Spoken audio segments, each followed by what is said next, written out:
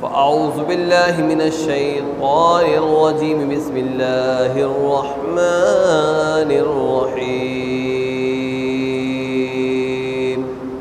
آج لیاقت کی اس تاریخی مسجد میں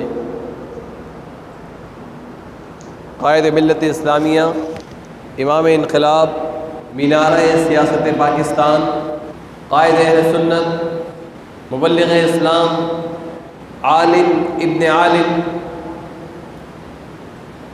حضرت علامہ شاہ احمد نورانی صدیقی رحمۃ اللہ تعالی علیہ کے عرس کے حوالے سے یہ اجتماع انعقاد پذیر ہے،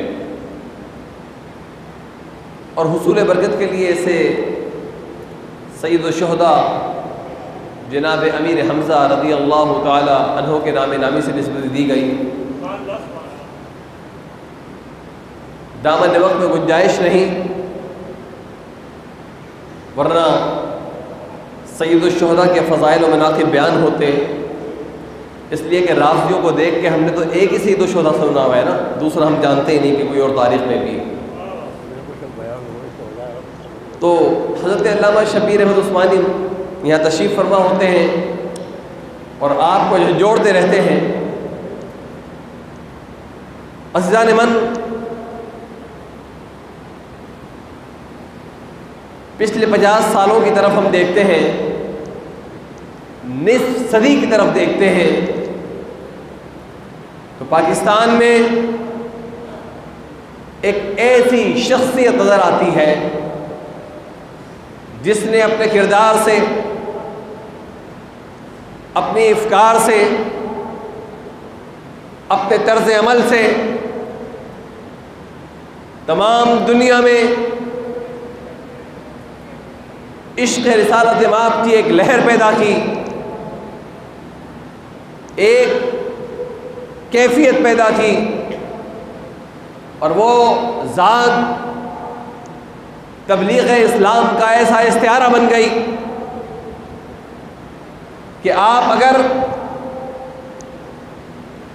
تمام تر جدید ذرائع کو استعمال کرتے ہوئے تحقیق کریں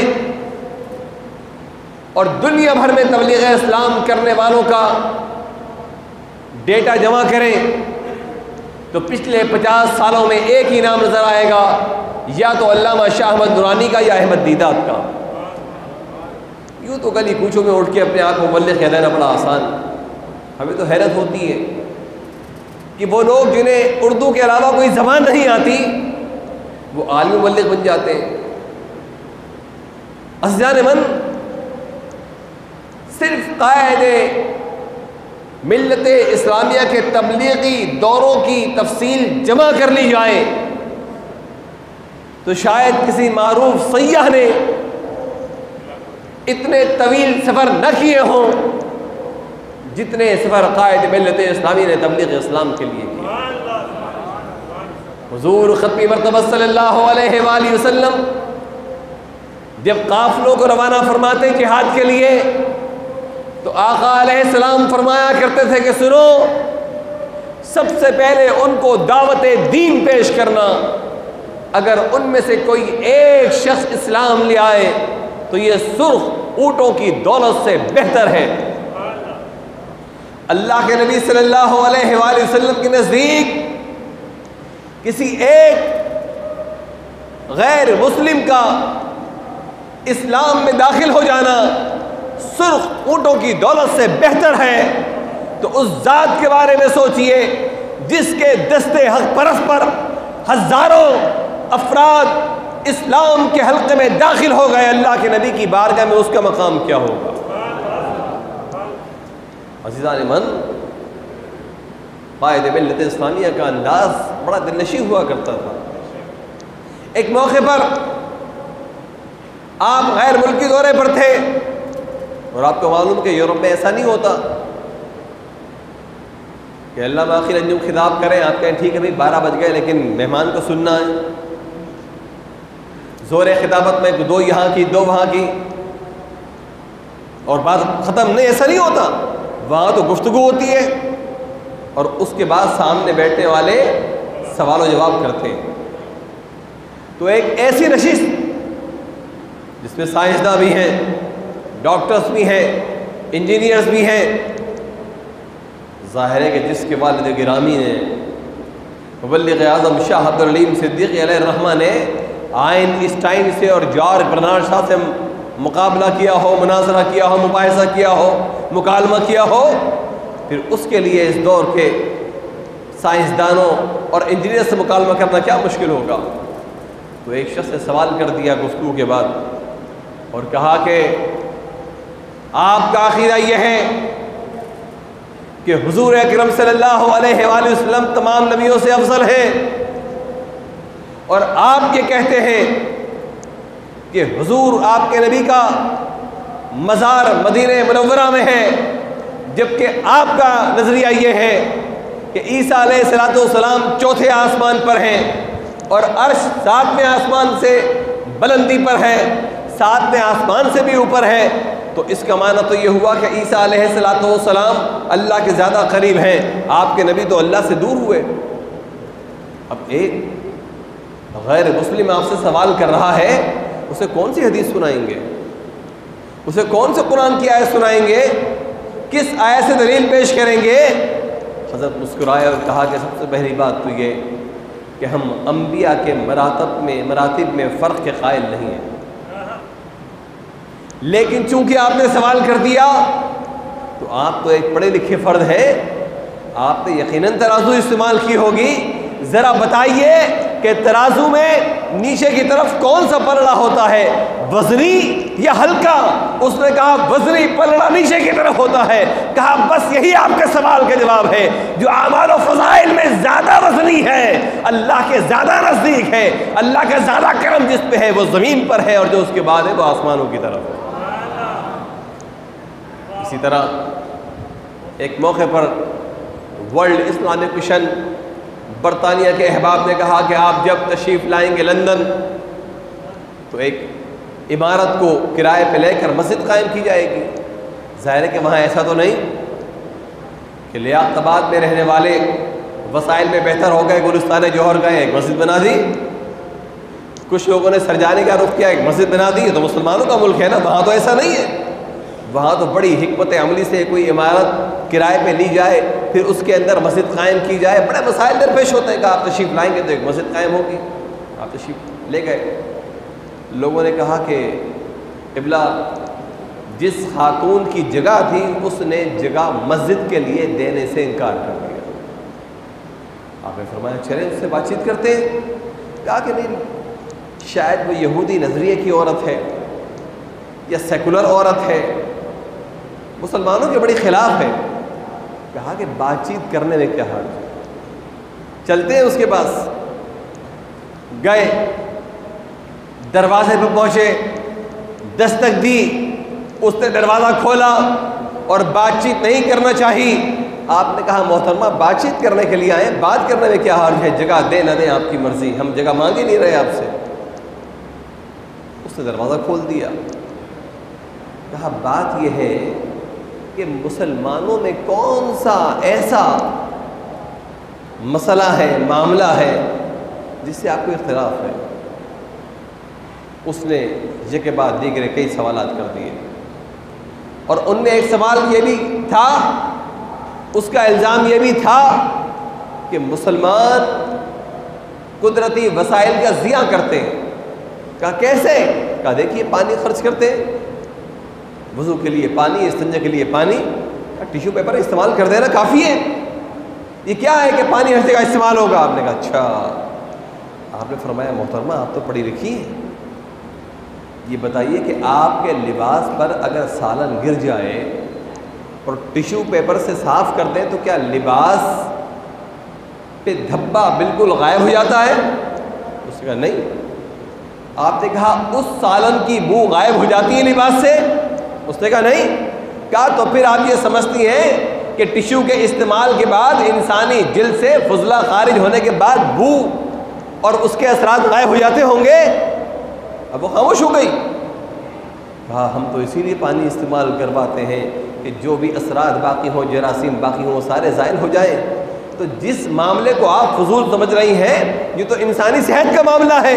اسی طرح وہ خاتون سوال کرتی چلی گئی, حضرت جواب دیتے چلے گئے. کہا اچھا ہم چلتے ہیں. کہا نہیں نہیں, جو میں نے پہلے وعدہ کیا تھا اس پر قائم ہوں, یہ جگہ مسجد کے لیے دینے کے لیے تیار ہوں, بلکہ اس نے جو معاہدہ کیا تھا اس مقابلے میں بہت کم کرائے پہ وہ جگہ دے دی. تو قائد ملت اسلامیہ کا انداز یہ تھا, کوئی یہودی ہو, کوئی عیسائی ہو, کوئی سوشلسٹ ہو, کوئی کمیونسٹ ہو, وہ لوگ جو اسلام کے بارے میں سننا پسند نہیں کرتے تھے, حضرت جب ان کے سامنے جاتے تو اسلام کی حقانیت اس طرح بیان کرتے کہ وہ اسلام کی حقانیت کو تسلیم کرنے پر مجبور ہو جایا کرتے.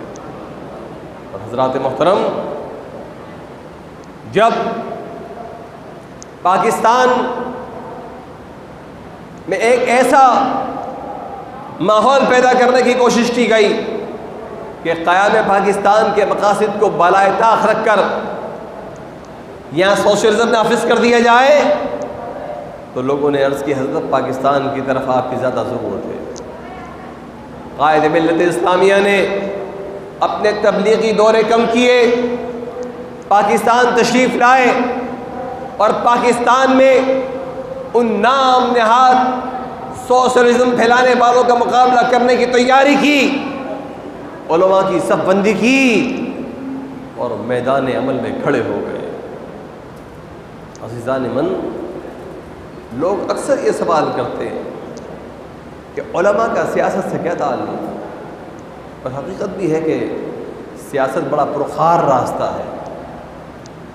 آپ غیر سیاسی ہوں تو عشق کی باتیں کرتے رہیں بڑے آرام سے, ہاتھ چماتے رہیں, لیکن اگر سیاسی ہوں تو بڑے الزامات, بڑے معاملات. دیکھا تھا نا مولانا رحیم داس صاحب کے ساتھ کیا ہوا. ایک تحریکی ذہن رکھنے والے عالم تھے تو ایک مشکل راستہ اختیار کرنا پڑا. اس طرح بے شمار علماء جب وہ اس وادی میں قدم رکھتے ہیں تو بے شمار مصائب کا سامنا کرتے ہیں. تو لوگ سوال کرتے ہیں کہ علماء کو سیاست کی کیا ضرورت ہے. یہ علامہ شاہ احمد درانی نے مولویوں کو کیوں سیاست کی طرف لگا دیا. حضرات محترم, ایک وقت ایسا آیا جب پاکستان کے حالات اس وقت کی پیپلز پارٹی نے, جس کے سربراہ ذوالفقار علی بھٹو تھے, علماء کے لیے مشکل کرنا شروع کیے تو حضرت مدینہ منورہ تشریف لے گئے. لوگ مدینہ جاتے ہیں اور آتے ہیں, لوگ مریدین کے چندے پر خوب عمرے بھی کرتے ہیں اور حج بھی کیا کرتے ہیں, لیکن وہ بہت کم ہیں جو مدینہ طیبہ جاتے ہیں تو مدینہ والے سے ڈائریکٹ ان کا رابطہ ہو جایا کرتا ہے. قائد ملت اسلامیہ سرور دو عالم صلی اللہ علیہ وآلہ وسلم کی چالیوں کے سامنے حاضر ہوئے اور استغاثہ پیش کیا کہ یا رسول اللہ, ہم آپ کے نظام کی بات کرتے ہیں, ہم نظام مصطفیٰ کے نفاذ کی بات کرتے ہیں, لوگ ہمارا راستہ روکتے ہیں, لوگ تکلیفیں پہنچاتے ہیں.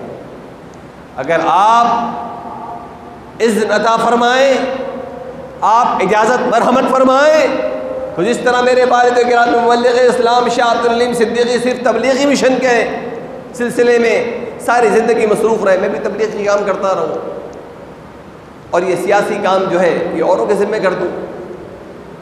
حضرت نے استغاثہ پیش کیا اور پھر تشریف لے گئے.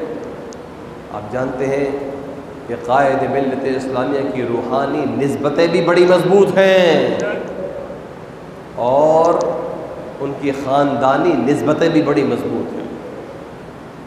ان کے والد گرامی حضرت شاہ عبدالعلیم صدیقی رحمۃ اللہ تعالیٰ علیہ بھی اعلیٰ حضرت امام احمد رضا کے خلیفہ, ان کے تایا حضرت علامہ نذیر احمد خجری بھی اعلیٰ حضرت کے خلیفہ, اور ان کے ددیا سسر قطب مدینہ حضرت علامہ ضیاء الدین مدنی علیہ رحمہ بھی اعلیٰ حضرت کے خلیفہ. وہ علامہ ضیاء الدین مدنی کہ جناب مولانا الیاس قادری جن کی طرف اپنی نسبت کرتے ہیں, تو اندازہ لگائیے کہ ان قطب مدینہ کی شان کیا ہوگی. حضرت استغاثہ پیش کر کے تشریف لے آئے اور اگلے دن قطب مدینہ کی محفل میں گئے. آپ نے کہا نورانی میاں, آپ حضور کی بارگاہ میں کیا استغاثہ لے کر گئے؟ آپ حضور کی بارگاہ میں کیا استغاثہ لے کر گئے تھے؟ حضرت خاموش رہے، فرمایا آپ کے لیے حکم یہی ہے کہ جس طرح کام کر رہے ہیں اس کام کو کرتے رہیں۔ عزیزان من، جسے اللہ کے نبی صلی اللہ علیہ وآلہ وسلم اپنے لائے ہوئے دین کے تحفظ کے لیے حکم جاری فرما دے، جس کو اللہ کے نبی صلی اللہ علیہ وآلہ وسلم یہ حکم دے کہ پاکستان میں نظام مصطفیٰ کے نفاذ کی جدوجہد کرو، اس کے راستے میں شمار تکلیفیں آتی رہیں، مسائل آتے رہیں، لیکن وہ کبھی بھی اللہ کے نبی صلی اللہ علیہ وآلہ وسلم کے حکم کی خلاف ورزی نہیں کر سکتا۔ قائد ملت اسلامیہ نبی کریم صلی اللہ علیہ وآلہ وسلم کی محبت کا پیغام عام کر رہے ہیں، وہ حضور اکرم صلی اللہ علیہ وآلہ وسلم کی لائی ہوئی شریعت کو عملی طور پر نافذ کرنے کی کوشش کر رہے تھے۔ علامہ جمیل احمد نعیمی فرمایا کرتے ہیں اور دیگر کافرین بھی کہتے ہیں کہ علامہ شاہ احمد نورانی نے اپنے اوپر سیاست کا لبادہ اوڑھ رکھا تھا، ورنہ ان کی روحانی کیفیت یہ تھی کہ اگر وہ سیاست کا لبادہ اتار دیں تو لوگ ان کو پوجنا شروع کرتے ہیں۔ کا وصال ہوا مسجد صدر میں، آپ اکثر خطاب فرمایا کرتے تھے، نائب امام صاحب حضرت کے گھر جا کر ان کے نواسے اسامہ کو قرآن مجید پڑھایا کرتے تھے، اور آپ جانتے ہیں جس شخص کا روزانہ گھر میں جانا آنا ہو وہ ان واقعات سے واقف ہوتا ہے جس سے عام لوگ واقف نہیں ہوتے۔ کہا کہ میں آپ کو ایک ایسا واقعہ سناؤں جس سے عام لوگ واقف نہیں۔ کہا کہ ایک موقع پر بیرون ملک سے کچھ مریدین آئے اور آ کر عرض کی کہ حضور ایک بچی ہے 4 ساڑھے 4 سال کی، پیدائشی نابینا ہے، کچھ اس کے لیے دعا فرمائیں۔ ایک ہی بچی ہے، بڑا تکلیف کا مرحلہ ہے۔ حضرت نے حسب عادت تواضع فرمائی ان کی، اور اندر تشریف لے گئے اور تعویذ کی طرح ایک پڑیا لا کر دی، تعویذ دیا، کہا یہ اس کے گلے میں ڈال دیجیے گا۔ جب وہ لوگ اپنے ملک پہنچے تو انہوں نے وہ تعویذ اس بچی کے گلے میں ڈال دیا۔ اللہ کے فضل و کرم سے بچی سوئی، اور جب بیدار ہوئی تو اس کی آنکھیں روشن ہو گئی۔ عزیزان من، قرآن کہتا ہے کہ ان الانسان کان عجولا، انسان بڑا عجلت پسند ہے۔ انہوں نے سوچا کہ ذرا اس تعویذ کو کھول کر دیکھا تو جائے کہ ایسا کون سا تعویذ ہے جو اندھے کو آنکھیں عطا کر دیتا ہے، اور غلطی یہ کی کہ بچی کے گلے سے تعویذ نکالا اور کھول کر دیکھا۔ حضرات محترم، وہ کہتے ہیں کہ اس پڑیا کے اندر، اس تعویذ کے اندر کوئی حروف نہیں تھے، کوئی اعداد نہیں تھے، کوئی آیت نہیں تھی، کوئی طلسم نہیں تھا، بلکہ حضرت کی داڑھی مبارک کا ایک بال رکھا ہوا تھا، اور اس کی برکت سے بچے کی آنکھیں روشن ہو گئیں۔ یا غوث اعظم المدد کے نعرے تو سب لگاتے ہیں، لیکن کوئی غوث پاک کا ایسا مرید بھی تو ہو کہ جسے غوث پاک کی کرامتوں کا صدقہ ملا ہوا۔ اب جب انہوں نے تعویذ کھول دیا تو اس بچی کی آنکھیں پھر ضائع ہو گئیں۔ اب وہ جیسے تیسے کچھ عرصے بعد پھر پاکستان پہنچے اور بڑے افسوس سے کہا کہ حضرت ہم سے بڑی غلطی ہو گئی۔ حضرت نے کہا کہ تم نے بچی پر ظلم تو کیا، لیکن تم نے مجھ پر ظلم کیا کہ میرا راز لوگوں پہ ظاہر کر دیا۔ تو قائد ملت اسلامیہ کی روحانیت کا معاملہ یہ تھا کہ جو الفاظ زبان سے نکال دیا کرتے تھے اللہ تعالیٰ پورا فرما دیا کرتا تھا، جو بات کہہ دیا کرتے تھے وہ بات پوری ہو جایا کرتی تھی۔ ہمیں فخر ہے کہ اللہ رب العزت نے ہمیں اس گروہ میں رکھا ہے جو قائد ملت اسلامیہ کے مشن کا امین ہے، اور ان کی محبت کا یہی انداز ہے کہ جس طرح وہ ساری زندگی نظام مصطفیٰ کی جدوجہد کرتے رہے، ہم نکلیں گلی کوچوں میں اور لوگوں کو دعوت دیں کہ آؤ لوگو، اس ملک میں نظام مصطفیٰ کے نفاذ کی جدوجہد کو تیز سے تیز تر کرو۔ یہ محافل، یہ نعتیں، یہ درود و سلام اسی وقت تک ہے جب تک اہل سنت کا شعور باقی ہے، اور اس شعور کی جلا اس وقت مزید ہوگی جب انہیں حکمرانی ملے گی۔ آؤ اطراف کی شاخوں کے بجائے جڑ سے وابستہ ہو جاؤ اور جمعیت علماء پاکستان کو مضبوط کرو، تاکہ قائد اہل سنت جس عظیم مشن کو لے کر چلے تھے اس کی تکمیل ہو سکے۔ اللہ اور اس کا پیارا حبیب ہمارا حامی۔